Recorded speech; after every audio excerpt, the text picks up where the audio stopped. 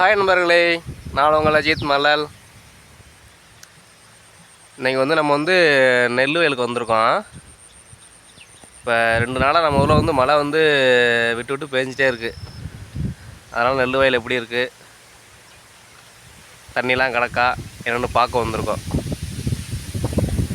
இப்போ நகரப்புறங்களை காலையில் எழுந்திரிச்சு வாக்கிங் போவாங்க. ஆனால் கிராமப்புறங்களை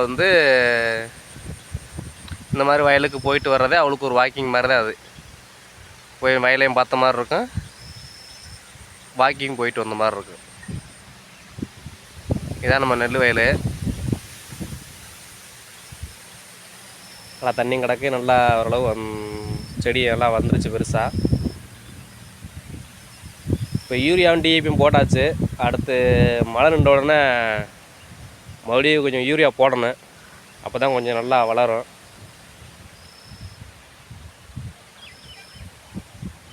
நீங்களும் விவசாயம் பண்ணிங்கன்னா